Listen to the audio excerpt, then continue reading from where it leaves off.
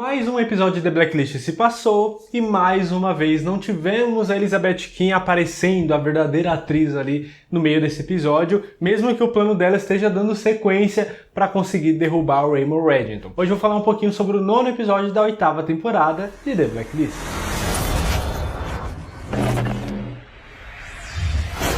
Bem-vindos a mais um vídeo aqui do canal, Minha Vida é uma Série, eu sou o Luke e continuo assim como todas as quartas-feiras, né, já tem um tempo, eu tô fazendo as análises semanais aqui de cada episódio da 8ª temporada de The Blacklist. Hoje eu vou falar um pouquinho do 9º episódio que passou na semana passada, nos Estados Unidos passa todas as sextas-feiras. Mas assim como todos os outros vídeos, eu começo esse vídeo também avisando que, para você que ainda não assistiu o episódio 9, toma cuidado porque esse vídeo vai ter spoilers sobre esse episódio. Segundo recado é que ainda não tem data para chegar no Brasil, eu estou me atualizando toda semana para trazer essa notícia para vocês, mas até agora não tem data, nem para chegar na Netflix, nem no canal AXN, que é o canal que passa The Blacklist aqui no Brasil. E terceiro recado, que se você gostou da minha camiseta aqui de The Blacklist, minha nova camiseta, a mais nova que eu tenho no meu guarda-roupa, ela foi bordada pela minha esposa lá no Maria Pontilhada no Instagram. Segue lá, ela vai conhecer o trabalho e você pode pedir uma igualzinha a essa, ou pode pedir de outra cor, ou pode pedir com outra estampa, com outro jeito, de outra série, de música, filme, enfim. Qualquer que seja o seu gosto, vai lá conversar com ela, chama ela por DM no Instagram mesmo, fala que você foi aqui através do canal, faz o seu pedido, ela entrega pro Brasil inteiro. Pra quem mora em São Paulo, dá pra combinar a entrega também em estações de trem e de metrô.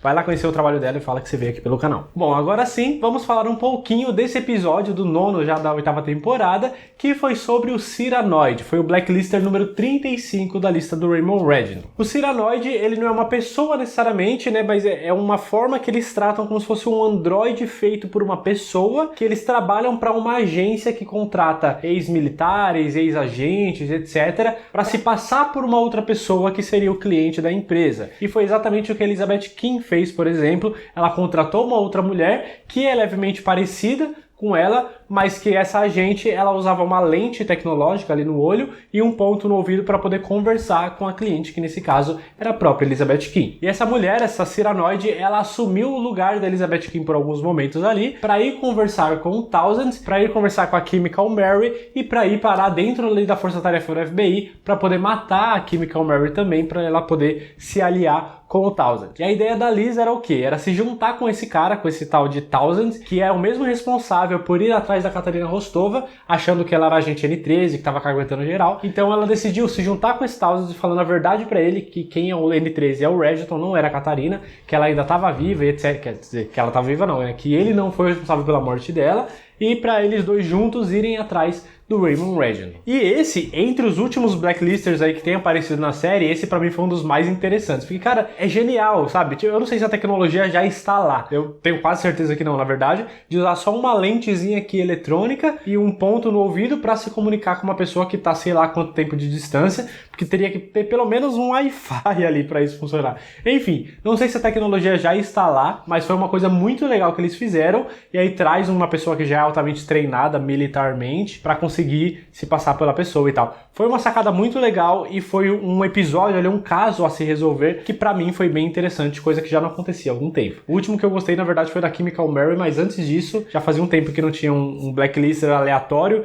que fizesse a gente ficar interessado pelo contexto ali do episódio. Mas foi isso aí o que aconteceu, que até deu uma bugada na minha mente, inclusive, esse episódio, porque, mano, começou mostrando o Reddington chegando na casa da Elizabeth Kinn. Aí voltou 12 horas e mostrou toda, né, a sequência de fatos que levaram àquele momento, e vários momentos mostrando a Elizabeth Kinn de costa ou de lado, ou com a touquinha que ela sempre usa e tal, para fazer a gente pensar que ela poderia ser realmente a Elizabeth. E eu fiquei pensando assim, mano, porque em alguns ângulos tava muito na cara que não era Elizabeth Kinn, a gente sabia disso. Só que eu achei que a série, por algum motivo, só tinha colocado uma dublê pra fazer o papel da Elizabeth Kinn, que não ia mostrar o rosto dela de jeito nenhum. E aí, do nada, e aí que tá um grande negócio que eu vou levar mais pra frente, mas eu já quero citar aqui agora também. Assim que tiraram o capuz dessa Cyranoid que tava se passando pela Elizabeth Kinn, ela tava o tempo todo falando, não, eu sou a Elizabeth Kinn, sou eu mesmo, é comigo que você tá falando, quando ela foi falar com o Townsend. Só que a gente tava olhando pra cara dela e não era a mesma atriz, não era a Megan que tava ali. E eu fiquei me perguntando, mano, será que ela ficou sumida todo esse tempo e ela passou por aquelas cirurgias que muda o rosto, igual possivelmente o Reddington também fez, igual, né, já teve essas histórias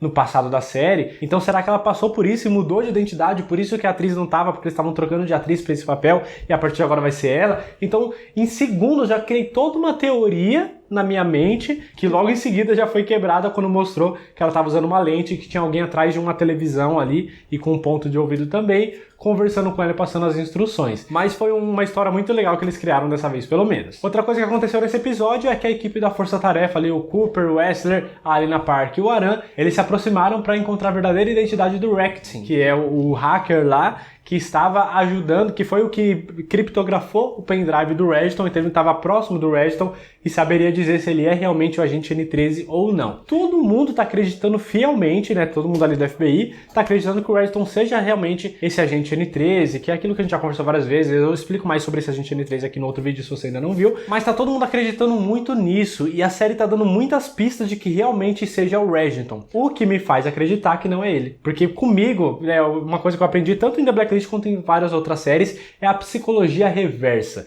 Não sei se é esse o nome, mas enfim, é esse nome que eu vou dar aqui nesse vídeo agora. Mas o que eles normalmente fazem? Tem um mistério muito grande. Aí a gente quer descobrir a verdadeira identidade de uma pessoa, o que aconteceu com uma pessoa. Então o que eles fazem? Eles começam a dar algumas pistas falsas, porque a gente começa a desviar o olhar e começa a acreditar em uma coisa e não percebe o que realmente está acontecendo. Nesse caso aqui, para trazer para o contexto da série, a história tá mostrando ali toda hora que o Registon é o N13, que a Catarina acusou ele, e que ele tá escondendo a identidade dele, que tem um pendrive com informações, e que tem um hacker que tá ligado ao agente N13, que sabe todas as informações. Então tá tudo apontando para ser o Raymond Registon, o que me faz acreditar que não é ele, que a série tá querendo desviar minha atenção para que eu não perceba quem é realmente essa pessoa, quem é realmente esse agente N13, para que eu seja surpreendido. Mas eu não vou cair nessa. Então eu não acredito que seja o Raymond Registon simplesmente pelo fato de que estão acusando muito ele nos últimos episódios. Mas é claro que isso pode fazer parte de uma revelação que está vindo, que seja o próprio Raymond Registon, mas não é o que eu acredito por enquanto. E aí, como eu falei lá no comecinho do vídeo, tivemos aí mais um episódio de 40 a 45 minutos, mais uma vez, sem a Megan dar as caras na história. A Megan é a atriz que faz a Elizabeth King, e mais uma vez ela não apareceu. A última aparição dela foi no episódio 4, ou seja, tivemos o 5º, o 6º, o 7º, o 8º e agora o 9º. São 5 episódios sem a atriz aparecer por aqui. Eu já tinha tentado especular um pouquinho com vocês o que aconteceu com ela no episódio passado, quando eu avaliei um pouquinho o 8º episódio da 8ª temporada, e eu continuo com as mesmas opiniões. Ou tá acontecendo alguma coisa na vida pessoal dela que ninguém tá revelando, pode ser a trabalho, ou a doença, ou família, pode ser qualquer coisa, mas algo está acontecendo, ou a produção da série tá querendo testar The Blacklist sem a Elizabeth King, pra ver se a série funciona sem ela, pra poder tirar a personagem da série num futuro bem próximo, que é uma chance grande, mas ainda não é o que eu acredito. O que eu acredito de fato que está acontecendo? Foi o que eu falei também no vídeo passado. A Elizabeth King estava com a imagem muito queimada com os fãs, e isso estava trazendo uma rejeição muito grande para The Blacklist. Então o que eles fizeram? Tiraram ela de cena. Mas por que eles fariam isso? Justamente pra gente sentir falta dela, pra perceber o quanto ela é importante pra série, e porque a gente não vendo ela ali toda semana, talvez esse ranço, essa raiva que a gente tem dela,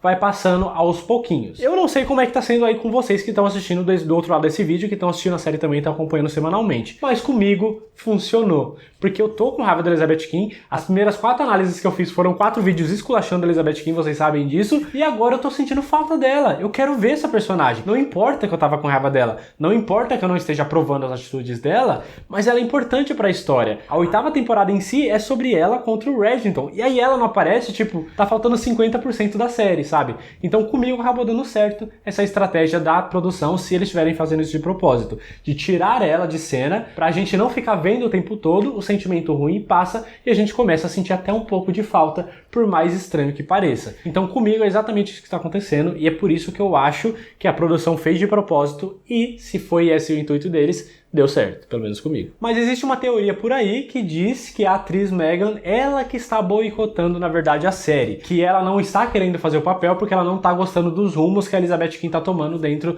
da história ali de The Blacklist. E eu vou falar pra vocês que eu não acredito nisso por vários aspectos. Primeiro, ela é uma profissional. Você gosta do personagem ou não, você não pode boicotar uma série. Não é uma série que começou ontem. É uma série que está mais de 8 anos no ar. É uma série que a produção e o elenco conta com ela porque ela faz uma grande parte da história, principalmente nessa temporada.